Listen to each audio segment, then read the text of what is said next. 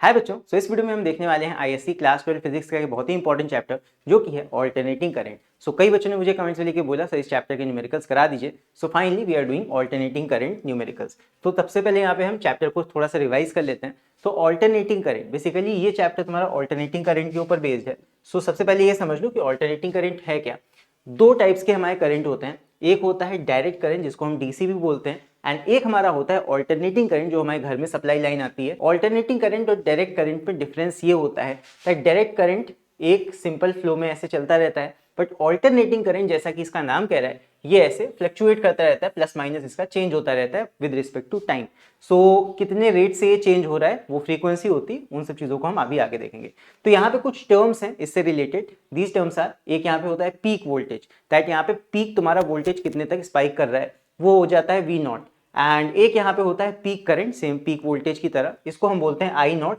और ये तुम्हारा होता है कि मैक्सिमम करंट कितना जा सकता है, लेकिन एक्चुअल में जितना करंट तुम्हें मिल रहा होता है उसको हम बोलते हैं RMS voltage and RMS current. Because exam में ये पूछा जाता है इसलिए मैंने इसको यहाँ पे मेंशन कर दिया है। आरएमएस वोल्टेज हमेशा पीक वोल्टेज का √2 से डिवाइड करके हम निकालते हैं, एंड सेम उसी तरह आरएमएस करंट का वैल्यू भी हम पीक करंट को √2 से डिवाइड करके आरएमएस करंट भी निकाल लेते हैं। तो ये चीजें पूछी जाती हैं कभी कभी एग्जाम में। नेक्स्ट, इसके बाद एक हमारा आ जाता है phasor diagram. Now phasor diagram वैसे तो काफी सिंपल है एंड ये कभी कभी बनाने को भी आ जाता है, एंड न्यूमेरिकल्स में इसका अगर तुम यूज कर लेते हो तो फॉर्मूलाज को दिमाग में रखने में तुम्हें काफी ज्यादा हेल्प मिलेगी। फेजर डायग्राम बेसिकली एक ग्राफ है जो शो कर रहा है कि करंट और वोल्टेज में क्या रिलेशन है, कौन लैग कर रहा है कौन लीड कर रहा है, या दोनों साथ साथ चल रहे हैं। ये एक तरह से वेक्टर डायग्राम होता है जहां पे ये रोटेटिंग वेक्टर्स को रिप्रेजेंट कर रहा होता है।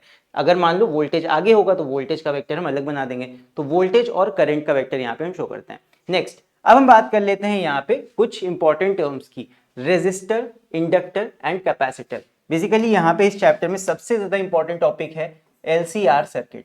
एलसीआर का मतलब क्या हो गया, एल का मतलब है इंडक्टेंस, सी का मतलब है कैपेसिटेंस एंड आर का मतलब है रेजिस्टेंस। इनके कैरेक्टरिस्टिक्स, रेजिस्टर रेजिस्टेंस क्रिएट करेगा, इंडक्टर इंडक्टेंस क्रिएट करता है, और कैपेसिटर कैपेसिटेंस क्रिएट करता है। तो उसी को हम बोलते हैं एलसीआर सर्किट। नाउ यहाँ पे जितने भी ये तीन टर्म्स हैं इन तीनों की अलग अलग कैरेक्टरिस्टिक होती हैं एसी सर्किट में। अगर हम ऑल्टरनेटिंग करंट इनके थ्रू पास करते हैं तो ये अलग अलग तरह से बिहेव करते हैं। रेजिस्टर का काम सिंपल है, रेजिस्टर के केस में करंट और वोल्टेज पे कोई फर्क नहीं पड़ता, मतलब फर्क पड़ेगा उनके एम्पलीट्यूड पे ना कि उनके डायरेक्शंस पे। करंट और वोल्टेज साथ साथ ही चलते रहेंगे रेजिस्टर के केस में। तो रेजिस्टर अच्छी चीज है, कोई यहाँ पे मतभेद नहीं करा रही है करंट और वोल्टेज में। लेकिन जैसे ही हम सर्किट में इंडक्टर लगाते हैं, इंडक्टर का मतलब क्या हो गया, सिंपल एक तार लिया, ऐसे कॉइल बना दिया तुमने और यहाँ पे करंट पास कर दिया इसमें से, ये होता है इंडक्टर। कुछ नहीं है, सिंपल वायर का हमने एक कॉइल बना दिया, ये एक्ट करने लगेगा एज इंडक्टर। ये क्या करता है, ये तुम्हारा करंट और वोल्टेज के बीच में एक डिफरेंस, फेज डिफरेंस क्रिएट कर देता है। यहाँ पे वोल्टेज को ये आगे आगे भेज देगा और करंट को पीछे खींच लेगा, मतलब पीछे खींच नहीं लेता है बट करंट को लैग करा देता है। इंडक्टर के केस में याद रखेंगे दैट करंट लैग्स बिहाइंड। किसके केस में, इंडक्टर के केस में। इंडक्टर के केस में हमेशा वोल्टेज आगे आगे जाएगा और करंट हमारा पीछे पीछे आएगा, और दोनों के बीच में फेज डिफरेंस कितना होता है, कितने फेज का डिफरेंस आ जाता है, दैट इज 90 डिग्री। 90 डिग्री यहाँ पे तुम्हारा करंट लैग करता है वोल्टेज से। ये चीज याद रखेंगे हम इंडक्टर के बारे में।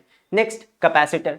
कैपेसिटर के केस में जस्ट रिवर्स हो जाता है, यहाँ पे तुम्हारा करंट लीड करता है, करंट आगे आगे चलता है एंड वोल्टेज उसके पीछे पीछे चलता है। यहाँ पे तुम देख सकते हो वोल्टेज ये है एंड इससे 90 डिग्री और ज्यादा आगे ये तुम्हारा करंट है, करंट लीड कर रहा है। यहाँ पे हम याद रखेंगे कैपेसिटर के केस में करंट लीड्स, यहाँ पे करंट लीड करेगा, वोल्टेज लैग करेगा।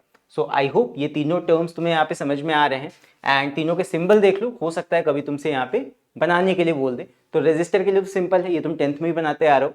इंडक्टर के लिए कॉइल तुम्हें बना देनी है ऐसे सर्किट में, एंड कैपेसिटर देखा ही तुमने चैप्टर में, यहाँ पे दो लाइंस ऐसे खींच देते हैं, ये बन जाता है कैपेसिटर हमारा। नाउ नेक्स्ट, अब यहाँ पे हम बात कर लेते हैं अबाउट सम इंपॉर्टेंट फॉर्मुलाज जिनका हम न्यूमेरिकल में यूज कर रहे होंगे। सबसे पहला तो मैंने तुम्हें बता दिया था IRMS VRMS, ये बहुत ही इंपॉर्टेंट है, पूछ लिए जाते हैं 1-2 मार्क्स में कि IRMS वोल्टेज निकालो। अगर तुम्हें पीक वोल्टेज पता है तो VRMS निकाल सकते हो, और अगर तुम्हें I नॉट पता है यानी कि पीक करंट पता है तो IRMS भी निकाल सकते हो। अब ये I और V के कुछ फॉर्मूला है। I is equal to I nought sine omega t. अगर तुम्हें इक्वेशन फॉर्म में दिया है तब ये फॉर्मूला यूज करोगे। अगर तुम्हें इक्वेशन दे रखा है क्वेश्चन में आई का या वी का, कभी कभी इक्वेशन फॉर्म में गिवन होता है क्वेश्चन में, अभी मैं क्वेश्चन कराऊंगा तो बता दूंगा। तो इसका यूज करके हम कंपेयर करके आई नॉट, वी नॉट या ओमेगा का वैल्यू इक्वेशन से निकाल सकते हैं, अगर तुम्हें क्वेश्चन में दे रखा होगा तो। अब नेक्स्ट, इसके बाद हम बात कर लेते हैं रिएक्टेंस की। रिएक्टेंस मैंने एक्सप्लेन नहीं किया, बट इसको तुम ऐसे समझ लो, ये रेजिस्टेंस का चचेरा भाई है, मतलब रेजिस्टेंस से मिलता जुलता टर्म है हमारा रिएक्टेंस। होता क्या है कि जब हम किसी सर्किट में रेजिस्टर ऐड करते हैं तो वो तो रेजिस्टेंस ही क्रिएट करता है, ये तो रेजिस्टेंस क्रिएट करेगा रेजिस्टर।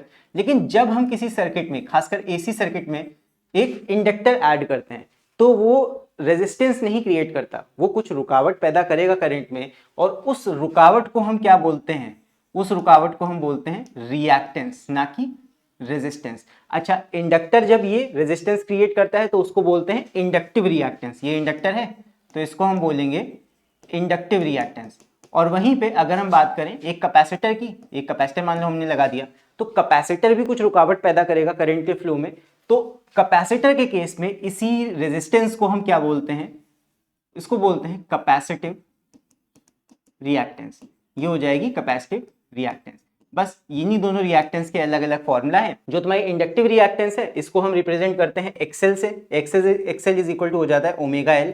एंड जो तुम्हारा कैपेसिटर वाला रिएक्टेंस है, कैपेसिटिव रिएक्टेंस, वो होता है एक्सी। एंड इनके फॉर्मूला क्या होते हैं, एक्सेल बराबर हो जाता है ओमेगा टाइम्स एल, और एक्सी बराबर हो जाता है 1 अपॉन ओमेगा टाइम्स सी। ये फॉर्मूले बहुत ज्यादा इंपॉर्टेंट है, इनको भी याद रखना।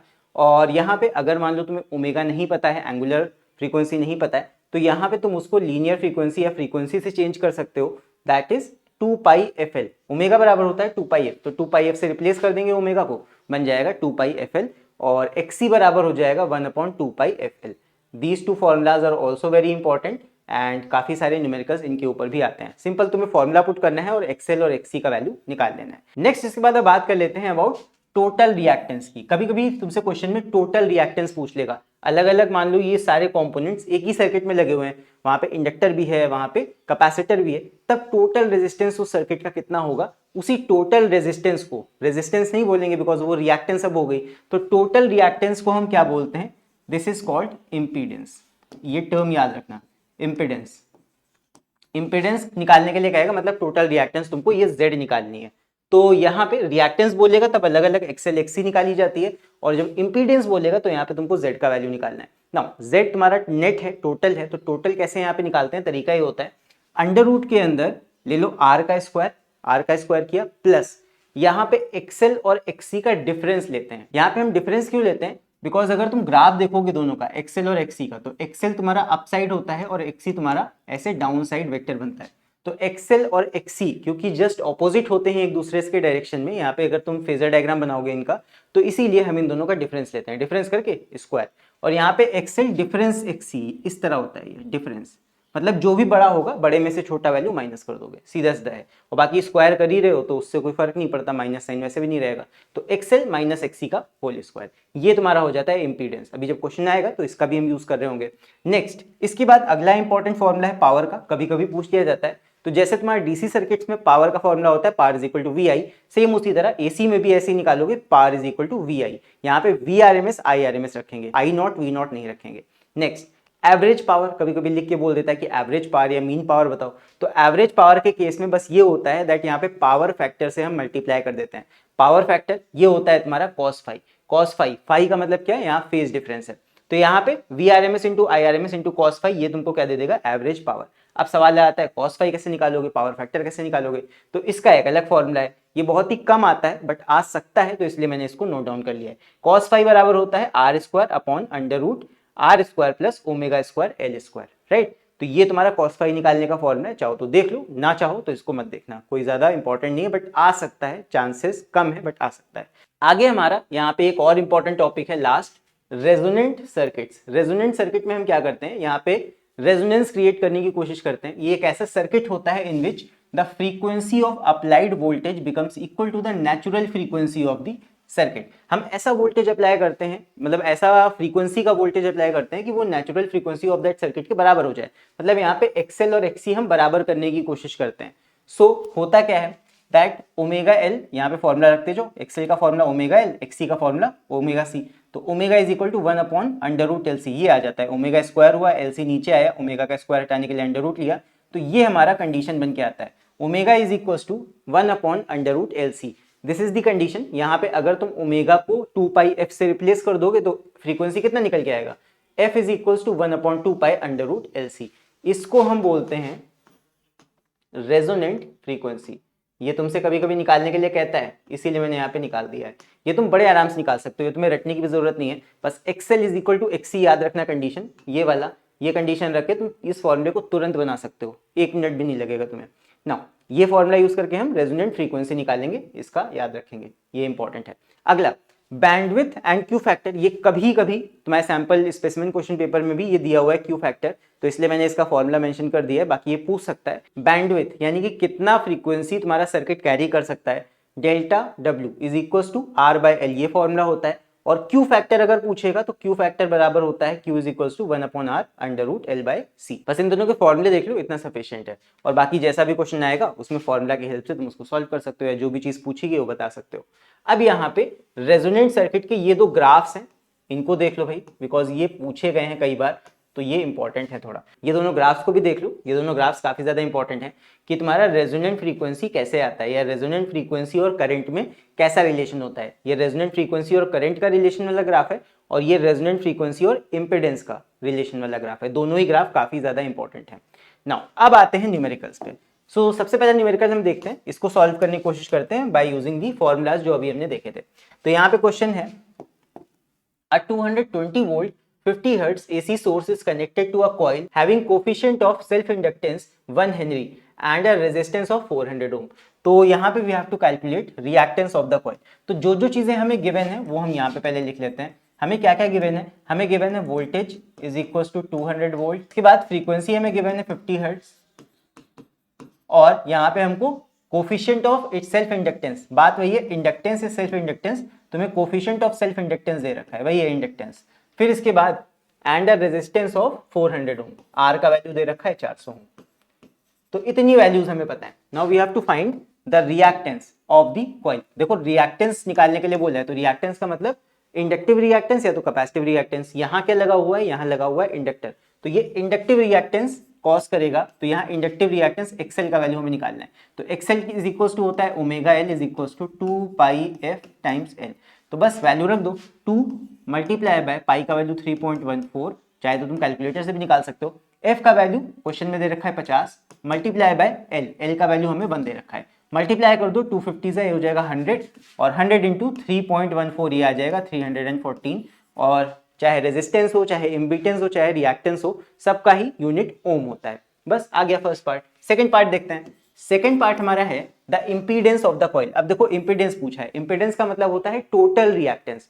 तो इम्पीडेंस Z बराबर क्या होता है, under root R square plus XL difference XC का होल स्क्वायर। ये माइनस ही है, बस अलग तरह का माइनस है। अब यहाँ पे इसको निकाल लो, ये हो जाएगा अंडर रूट, आर का वैल्यू कितना है, आर का वैल्यू है 400, तो 400 का square plus XL minus XC. यहाँ पे सिर्फ एक्सएल है, एक्सी तो है ही नहीं, बिकॉज कैपेसिटर तो लगा नहीं है हमारे सर्किट में, तो सिर्फ हम इंडक्टिव वाला रिएक्टेंस लेंगे, डिफरेंस वाला टर्म यहाँ से हट जाएगा। तो ये हो जाएगा सिंपल एक्सएल का होल स्क्वायर। एक्सएल तुम्हारा कितना दे रखा है, ये दे रखा है तुमको, एक्सएल तुमने निकाल लिया है 314, इसका स्क्वायर कर दो। बस इसको सॉल्व करेंगे, और चाहे तो कैलकुलेटर से इसको सॉल्व कर लो, देखो कितना आता है। ये आ जाएगा तुम्हारा under root, because ISC board में कैलकुलेटर अलाउड है, ब्रैकेट का यूज कर लेंगे, ये हो जाएगा 400 स्क्वायर प्लस 314 का होल स्क्वायर, और ब्रैकेट क्लोज, बिकॉज हमने अंडर रूट लगाया है इसलिए मैं ब्रैकेट का यूज कर रहा हूँ।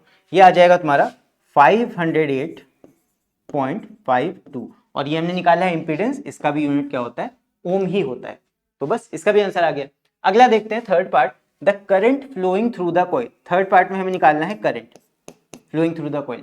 तो करंट कैसे निकालोगे, करंट का सिंपल फॉर्मूला तुम डीसी करंट के लिए ऐसे निकालते हो, V is equal to I R relation होता है, सेम वही चीज यहाँ पे भी लगेगी। So V is equal to I R होता है, I इज इक्वल टू क्या हो जाएगा, V बाय आर, आर को हम इधर ले आएंगे। ठीक है, हमें वोल्टेज दे रखा है क्वेश्चन में, वोल्टेज हमारा कितना है 220, और इसको हम डिवाइड कर देंगे R। अब यहाँ पे तुम्हारे सर्किट में सिर्फ R नहीं है, ध्यान रखना, यहाँ पे तुम्हारा रिएक्टेंस भी कॉज हो रहा है, किसकी वजह से, इंडक्टर की वजह से। तो यहाँ पे तुम टोटल रिएक्टेंस यानी कि इंपीडेंस रखोगे अपॉन में, सिर्फ रिएक्टेंस नहीं, सिर्फ रेजिस्टेंस मतलब नहीं, यहाँ पे तुमको टोटल रिएक्टेंस यानी कि इंपीडेंस रखना होगा डिवाइड में। आर तुम्हारा टोटल रिएक्टेंस है सर्किट में। नाउ यहाँ पे रख दो Z का वैल्यू, Z का वैल्यू कितना आया, ये आया है 508.52, बस डिवाइड कर लो, जितना भी आएगा वो आ जाएगा तुम्हारा आई का वैल्यू। तो ये हो जाएगा 220 डिवाइड बाय 508.52, ये आ जाएगा 0.432, इसको हम ले लेंगे एम्पियर। ये आ जाएगा हमारा फाइनल आंसर। सो एक बार इस पूरे सॉल्यूशन को तुम लोग देख लो एंड आई होप ये पूरा क्वेश्चन तुम लोगों को समझ में आ गया होगा। अगर किसी भी स्टेप में कोई चीज ना समझ में आई हो तो बेशक कमेंट में टाइम स्टैम्प या क्वेश्चन नंबर और स्टेप नंबर लिख के तुम पूछ सकते हो। चलो बढ़ते हैं आगे। अब इसके बाद हम लोग करते हैं क्वेश्चन नंबर 2, इसको देखते हैं। तो क्वेश्चन नंबर 2 यहाँ पे है a 60 ohm resistor, a 1.0 henry inductor and a 4 mu F capacitor. अब यहाँ पे तीनों चीजें हैं, रेजिस्टर भी है, इंडक्टर भी है और कैपेसिटर भी है, तीनों चीजें LCR पूरा सब चीजें इसमें लगा दी गई हैं सर्किट में, कुछ छोड़ा नहीं गया है। Are connected in series and AC supply generating an EMF। अब देखो एक मैंने तुम्हें फॉर्मूला बताया था जिसमें इक्वेशन का यूज किया जाएगा, इक्वेशन बना के तुमको यहाँ वोल्टेज देंगे। तो यहाँ पे EMF तुम्हें इक्वेशन दे दिया है basically, E is equal to 300 sine 500t volts. तो ये तुम्हें क्या दे रखा है, ये है V is equal to V0 sine omega t, ये तुमको दे रखा है इक्वेशन फॉर्म में, यही हमने सेकंड फॉर्मूला देखा था। तो यहाँ पे इसकी मदद से हम क्या क्या निकाल सकते हैं, पीक वोल्टेज और ओमेगा का वैल्यू देख सकते हैं। बस यही फर्क होता है, अगर तुम्हें इक्वेशन फॉर्म में दे रखा होगा तो इस तरह कंपेयर करके तुमको वैल्यूज निकालने होंगे। Now you have to calculate impedance of the circuit, peak value of the current and phase difference, ये सब निकालना है। तो सबसे पहले इंपीडेंस निकालेंगे, तो जो गिवन हमें मिल रहा है वो लिख लो। यहाँ पे तुम्हें यहाँ पे गिवन दिख रहा है, पहले इक्वेशन से जो गिवन है वो लिख लो। तुम्हें V0 पता लग गया 300 वोल्ट है, और यहाँ पे ओमेगा का वैल्यू कितना है, ओमेगा इज इक्वल टू है 500। ओके, तो ए पार्ट में इंपीडेंस यानी कि Z का वैल्यू निकालने के लिए हमें क्या चाहिए होगा, ये हो जाएगा √R² plus XL minus XC का होल स्क्वायर। अब यहाँ सारी चीजें हैं तो हमें सारे वैल्यूज रखने पड़ेंगे, लेकिन हमें XL और XC का वैल्यू अभी नहीं पता है, तो ये पहले हमको निकालना पड़ेगा। तो सबसे पहले हम XL और XC का वैल्यू निकालेंगे, XL बराबर और XC बराबर, इन दोनों का वैल्यू निकालते हैं। XL बराबर होता है ओमेगा टाइम्स L, यहाँ पे ओमेगा ही हमें डायरेक्ट दे रखा है तो इसका ही वैल्यू हम यूज कर लेंगे। ये हो जाएगा ओमेगा का वैल्यू है 500 और इंडक्टेंस हमारा कितना दे रखा है, L का वैल्यू है 1 हेनरी, ये हो जाएगा मल्टीप्लाई बाय 1, तो ये आ गया हमारा 500 ओम में हम लिखेंगे रिएक्टेंस। इसके बाद XC बराबर ये है, ये गलत लिख दिया था मैंने, ये है 1/ओमेगा C, तो ये बराबर हो जाएगा 1/500 मल्टीप्लाई बाय कैपेसिटेंस हमें कितना दे रखा है, कैपेसिटर का कैपेसिटेंस है 4 micro farad. So micro, mu का मतलब होता है 10⁻⁻6, ये हो जाएगा 4 मल्टीप्लाई बाय 10⁻⁻6, और यहाँ पे हम वैल्यू निकाल लेंगे। यहाँ पे 10⁻⁻6 को ऊपर ले आओ, ये हो जाएगा 5 4 ज़ा 20 और 0 0, और ऊपर तुम्हारा आ जाएगा 10⁻6 यानी कि 1 2 3 4 5 6 6 0, 3 0 को 3 0 से काट दो, ये आ जाएगा 5000 डिवाइड बाय 2, तो ये आ जाएगा 500। ये तुमने ऐसे ही निकाल लिया, 500 आ गया। तो XC का वैल्यू आ गया 500 और यहाँ पे XL का वैल्यू भी हमारा आ गया, ये भी 500 आएगा। तो सेम आ गया रेजिस्टेंस, सेम आ गया रेजिस्टेंस, मतलब इनका रिएक्टेंस XL भी 500 ओम है और XC भी हमारा 500 ओम है। XL XC बराबर है मैग्नीट्यूड में। सो यहाँ पे Z का वैल्यू निकाल लो, कितना हो जाएगा, अब ये आ जाएगा R का स्क्वायर, R का वैल्यू हमारा कितना दे रखा है, R हमें दिया है 60 ओम, तो 60 का square plus XL minus XC, तो दोनों ही 500 हैं, तो माइनस होकर 0 आ जाएगा, तो ये डिफरेंस आ गया 0, तो 0 का स्क्वायर 0 हो गया, 60 का स्क्वायर बस आएगा, और 60 का स्क्वायर और अंडर रूट वैसे ही कैंसिल हो जाएगा, तो ये आ जाएगा तुम्हारा बस 60। तो 60 ओम तुम्हारा आ गया total impedance of the circuit. Circuit का इंपीडेंस उसके रेजिस्टेंस के ही बराबर होगा, बिकॉज यहाँ पे दोनों आपस में XL XC कैंसिल आउट हो जाएंगे। नेक्स्ट अगला देखते हैं बी पार्ट।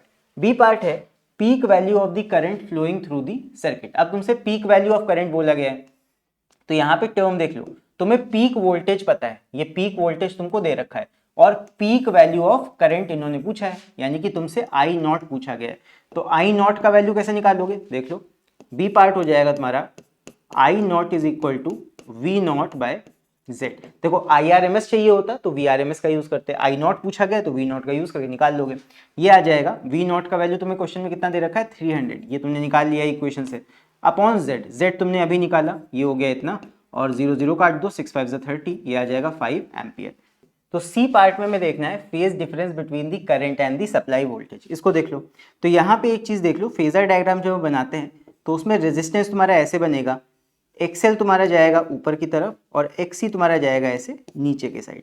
अब यहाँ पे सबकी वैल्यूज देख लो, एक्सएल और एक्सी की जो भी वैल्यूज हैं वो हम रखेंगे तो ये बराबर है। एक्सएल तुम्हारा ऊपर 500 जा रहा है और एक्सी तुम्हारा नीचे 500 जा रहा है, तो बेसिकली यहाँ पे दोनों का डिफरेंस है 0 हो जा रहा है। तो ये वाई एक्सिस में तुम्हारा कोई वेक्टर होगा ही नहीं, यहाँ पे ये वैल्यू 0 हो जाएगा, सिर्फ तुमको ये आर का वैल्यू मिलेगा। तो यहाँ पे जो एंगल तुम निकालोगे, ये एंगल जो तुम्हारा होता है tan फाई, ये बराबर हो जाता है, ऊपर वाई एक्सिस का वैल्यू रखते हैं तो ऊपर हो जाता है एक्सएल डिफरेंस एक्सी, ऊपर आता है एक्सएल डिफरेंस एक्सी और नीचे आ जाएगा तुम्हारा एक्स एक्सिस, ये हो जाता है आर। इस तरह हम निकालते हैं tan फाई। तो फाई का वैल्यू क्योंकि एक्सएल माइनस एक्सी क्या हो गया तो 0 हो गया, और आर का वैल्यू तुम्हारा कितना दे रखा है 60, तो क्योंकि ये 0 है तो ये 0 ही आ जाएगा। तो tan phi is equal to 0, यहाँ से तुम्हारा फेज डिफरेंस यानी कि फाई भी कितना आ जाएगा 0 डिग्री। तो 0 डिग्री तुम्हारा फेज डिफरेंस यहाँ से आ जाएगा। तो फेज डिफरेंस का आंसर कितना हो जाएगा, ये हो जाएगा 0। मतलब यहाँ पे करंट और वोल्टेज के बीच कोई भी हमारा फेज डिफरेंस नहीं है। सो आई होप ये वाला क्वेश्चन भी तुम लोग को अच्छे समझ में आया होगा। इसके बाद देखते हैं एक और क्वेश्चन। तो अगला हमारा जो क्वेश्चन है दैट इज दिस, इसको जल्दी से देखते हैं। A 400 ohm resistor, a 3 henry inductor and a 5 mu F capacitor. तो इस वीडियो को यहीं पे पॉज करके एक बार तुम लोग भी इसको सॉल्व करने की कोशिश कर सकते हो, देखो कर पाते हो कि नहीं। तो यहाँ पे हमारे पास में एक रेजिस्टर है, एक इंडक्टर है और एक कैपेसिटर है, और तीनों को हमने सीरीज में कनेक्ट कर दिया है। अराउंड 220 वोल्ट ये हमारा वोल्टेज हो गया, एंड 50 हर्ट्ज एसी सोर्स ये हमारा फ्रीक्वेंसी हो गया। और यहाँ पे we have to calculate the impedance of the circuit, impedance निकालना है। तो बस इम्पीडेंस का फॉर्मूला लगाएंगे, क्या हो जाएगा Z इज इक्वल्स टू, मैंने बताया था under root R square plus XL difference XC का होल स्क्वायर। फॉर्मूले से रिलेट किया करो क्या तुमको चाहिए। अब तुमको एक्सएल एक्सी निकालना पड़ेगा, तो एक्सएल और एक्सी पहले निकाल लो। एक्सएल इज इक्वल टू होता है, ओमेगा दे नहीं रखा तुमको, यहाँ पे फ्रीक्वेंसी दे रखा है तो 2πf वाला फॉर्मूला यूज करो। XL is equal to 2πfl, यहाँ पे वैल्यूज रखेंगे 2 इंटू पाई, चाहे तो रख दो चाहे तो कैलकुलेटर में वैल्यू रख देना, इनटू एफ का वैल्यू हमें कितना दे रखा है, ये है 550, और मल्टीप्लाई बाय एल का वैल्यू हमें कितना 3 हेनरी दे रखा है, ये हो गया 3। तो बस इसको चाहे तो कैलकुलेटर से निकाल लेंगे भी। और एक्सी का वैल्यू कितना दे रखा है, ये हमको निकालना है 1/2πfc, सारी वैल्यूज रख दो, ये हो गया 1/2 इंटू 3.14 मल्टीप्लाई बाय एफ का वैल्यू 50 दे रखा है, सी का वैल्यू हमें कितना दिया है 5 म्यू एफ, यानी कि 5 इंटू 10⁻⁻⁶। इसको हम कैलकुलेटर की मदद से निकाल लेते हैं, ये आ जाएगा 2 into 3.14 multiply by 50 multiply by 3, सो ये आ जाएगा 942 ओम्स। एंड जो नीचे वाला इंडक्टिव कैपेसिटिव रिएक्टेंस है ये आ जाएगा 1 डिवाइड बाय ब्रैकेट के अंदर 2 into 3.14 multiply by 50 multiply by 5 into 10⁻⁻⁶, ये आ गया 636.9 ओम्स, ये आ गया हमारा एक्सी। अब बस इसको यहाँ पे रख देंगे और जेड का वैल्यू निकाल लेंगे। यहाँ पे रेजिस्टेंस हमको दे रखा है 400, तो 400 का square plus XL difference XC का होल स्क्वायर, तो ये हमारा है 942 माइनस 636.9 का होल स्क्वायर। इसको सॉल्व करेंगे, ये आ जाएगा 400 स्क्वायर प्लस इन दोनों का डिफरेंस निकाल लो 942 माइनस 636.9, ये आएगा 305.1 का होल स्क्वायर। इसको निकाल लो, ये आ जाएगा 400 का स्क्वायर प्लस 305.1 का होल स्क्वायर, और ब्रैकेट लगा देंगे, ये आ जाएगा हमारा 503.07 ओम। सिर्फ 503 ओम भी लिख सकते हो, उतना भी सफिशिएंट है। तो ये इंपीडेंस आ गया। अब आगे पूछा गया है current flowing through the circuit. So current कितना बह रहा है सर्किट से, इसका हम वैल्यू निकाल लेंगे by using I is equal to V by R, और यहाँ पे R नहीं होगा V बाय Z होगा, बिकॉज यहाँ पे इंपीडेंस हम रखेंगे टोटल वाला। तो V हमें दे रखा है कितना, V हमारा है 220, और नीचे रेजिस्टेंस हमारा कितना आया है इंपीडेंस, ये है 503.07। तुम 503 भी रख सकते हो, 07 का कोई यहाँ मतलब नहीं है। 220 डिवाइड बाय 503.07, ये आ जाएगा 0.437 एम्पियर। तो ये आ गया हमारा आंसर। सो इस क्वेश्चन को पूरा एक बार देख लो, कहीं भी किसी स्टेप में कोई प्रॉब्लम हो तो बेशक नीचे कमेंट्स में लिखे तुम लोग पूछ सकते हो। इसके बाद बस ये एक और क्वेश्चन देख लेते हैं एंड फिर इस वीडियो को हम एंड करते हैं। तो ये क्वेश्चन है, ये इस बार के स्पेसिमेन क्वेश्चन पेपर में ही क्वेश्चन गिवन था, तो इसको देखते हैं। यहाँ पे ये थोड़ा अलग टाइप का क्वेश्चन है, तो हो सकता है थोड़ा सा तुम्हें इस तरह का भी क्वेश्चन देखने को मिल जाए, तो इसको भी देखेंगे। 3 students X, Y and Z performed an experiment for studying the variation of AC with frequency in a LCR circuit। LCR circuit ही है और 3 स्टूडेंट्स हैं जिन्होंने कुछ एक्सपेरिमेंट किया है फ्रीक्वेंसी को चेक करने के लिए and they have obtained the graph shown below. यहाँ पे 3 ग्राफ्स हैं, ये X वाले स्टूडेंट का ग्राफ है ये वाला, ये Y वाले स्टूडेंट का ग्राफ है और ये Z वाले स्टूडेंट का ग्राफ है। तो तीनों ने एक एक ग्राफ बना दिया है। तो यहाँ पे हमसे क्या पूछा गया है, they all used N AC source of the same EMF, voltage उन्होंने सेम लिया है and inductance of the same value, तीनों ने इंडक्टेंस सेम वैल्यू का लिया है। तो तीनों ने जो ये डिफरेंस क्रिएट किया है ये कैसे क्रिएट किया होगा, तीनों ने रेजिस्टेंस अलग अलग लिया होगा, तीनों ने जो रेजिस्टेंस यूज किया होगा वो डिफरेंट यूज किया होगा। तो रेजिस्टेंस यहाँ पे डिफरेंट यूज की गई होगी, तभी तुम्हारा करंट अलग अलग आ रहा है डिफरेंट फ्रीक्वेंसीज पे। तो यही है, ये बेसिकली अगर तुम इसको ध्यान से देखोगे ये तुम्हारा रेजोनेंट फ्रीक्वेंसी वाला केस है, ये तुम्हारा रेजोनेंट फ्रीक्वेंसी निकालने का ग्राफ है। तो रेजोनेंट फ्रीक्वेंसी है ये, मैंने बोला था ये वाला ग्राफ जो है या तो बनाने के लिए आ जाता है या फिर देखो ग्राफ के ऊपर बेस्ड क्वेश्चन आ गया इस बार। तो चलो देखते हैं क्या पूछा गया है। हु यूज्ड मिनिमम रेजिस्टेंस, तो देखो कॉमन सेंस लगाओ, अगर तुम्हें नहीं भी पता है तब भी तुम एक चीज सोच सकते हो कि किसने सबसे कम रेजिस्टेंस यूज की होगी। बाकी सब चीजें तो सेम है, वोल्टेज सेम है और तुम्हारा इंडक्टेंस सेम है, रेजिस्टेंस बदला जा रहा है जिसकी वजह से करंट घट बढ़ रहा है। तो रेजिस्टेंस मिनिमम कब होगी, रेजिस्टेंस और करंट का उल्टा रिलेशन होता है। जब रेजिस्टेंस कम की जाती है तो करंट बढ़ता है और रेजिस्टेंस जब हम बढ़ाते हैं तो करंट कम होता है। तो सीधी सी बात है, कॉमन सेंस है दैट किसने कम से कम रेजिस्टेंस का यूज किया होगा, जिसने सबसे कम रेजिस्टेंस की यूज किया होगा उसका करंट सबसे ज्यादा होगा। तो यहाँ पे देख लो किसका करंट सबसे ज्यादा है, एक्स वाले स्टूडेंट ने सबसे ज्यादा करंट मेजर किया है।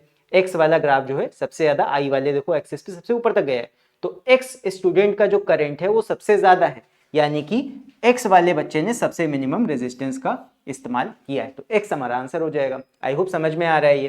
फिर इसके बाद बी पार्ट देखते हैं। In which case will the quality factor Q be maximum. अब आ गया क्वालिटी फैक्टर। तो क्वालिटी फैक्टर का फॉर्मूला हम लोगों ने देखा था, क्वालिटी फैक्टर का फॉर्मूला क्या था, Q is equals to 1/R under root L/C। तो यहाँ पे कैपेसिटर तो है नहीं, इसको भूल जाओ, L तुम्हारा है इंडक्टेंस, ये सेम है तो इसका कोई डिफरेंस है नहीं, डिफरेंस है रेजिस्टेंस का।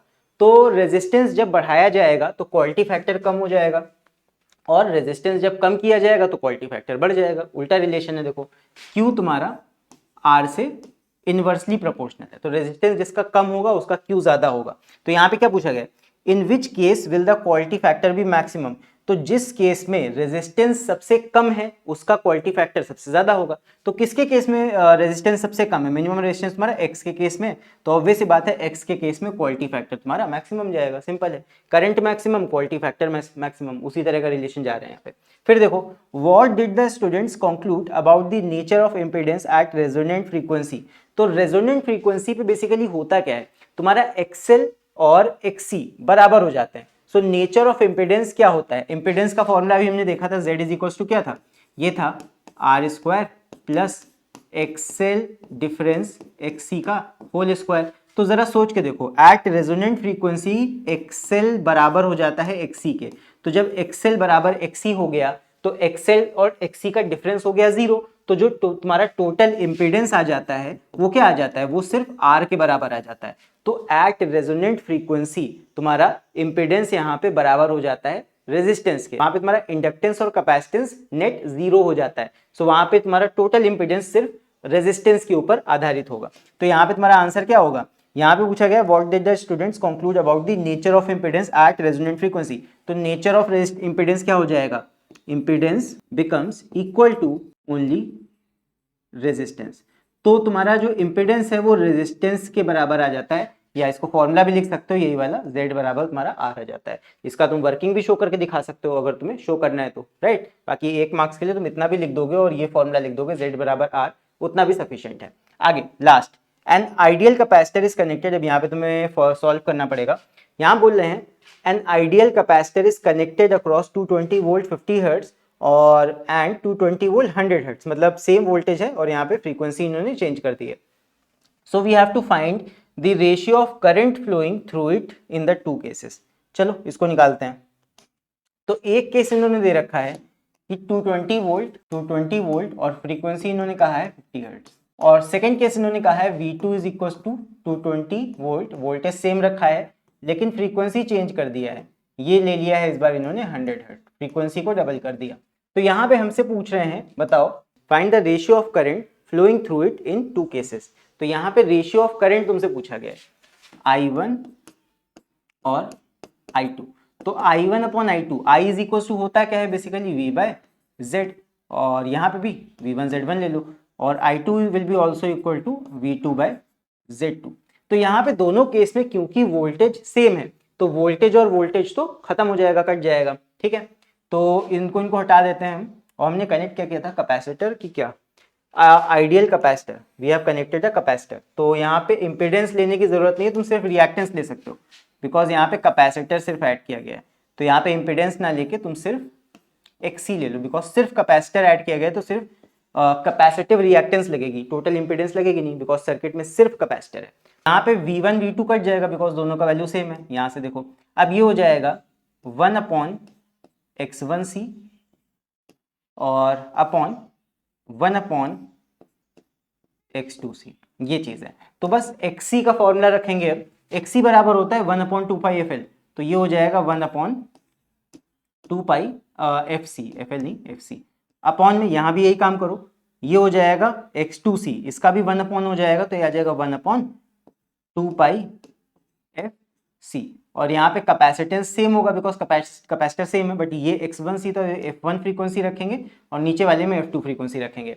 तो बस इसको सही से अब लिख देते हैं, इसको रेसिप्रोकल करके लिख दो तो वही चीज़ है, ये अपॉन ये आ जाएगा, तो ये आ जाएगा 2 पाई कट जाना है, C भी कट जाना है, सिर्फ बचेगा तुम्हारा F1 अपॉन F2, यानी कि F1 जो तुम्हारा है 50, F2 तुम्हारा है 100, तो फ्रीक्वेंसी का रेशियो आ जाएगा 1 अपॉन 2। तो 1 upon 2 will be the answer. यहाँ पे I1 इज टू I2 क्या आ जाएगा, I1 इज टू I2 का जो आंसर आएगा 1 is to 2 आएगा, इस तरह लिखोगे I1 is to I2 is equals to 1 is to 2, this is the answer. So I hope ये वाला क्वेश्चन भी समझ में आ गया होगा तुम लोग को। अगर किसी भी स्टेप में कोई प्रॉब्लम लग रही हो तो बेशक कमेंट्स में लिख के पूछ लेना। एंड इसके बाद अब यहाँ पे ये जो लास्ट क्वेश्चन है ये तुम लोग के लिए होमवर्क है, एंड सब बच्चे इस क्वेश्चन को एक बार सॉल्व करेंगे और उसका आंसर नीचे कमेंट्स में लिख के बताएंगे। तो देखते हैं कौन बच्चा सबसे पहले यहाँ पे इस क्वेश्चन को सॉल्व करके सही से आंसर कमेंट्स में लिखता है। सो आई होप इस वीडियो में हम लोगों ने जितनी चीज़ें देखी वो सारी तुम्हें अच्छे से समझ में आई होंगी। सो अगर तुम्हें वीडियो अच्छा लगा और इस वीडियो से कुछ सीखने को मिला हो तो जरूर से इस वीडियो को लाइक करना, और ऐसे वीडियोस आगे भी देखना चाहते हो तो जरूर से चैनल को सब्सक्राइब भी करना। सो फिलहाल के लिए अभी इस वीडियो में इतना ही, एंड इसके बाद हम लोग मिलेंगे अगले वीडियो में, तब तक के लिए take care, see you and bye.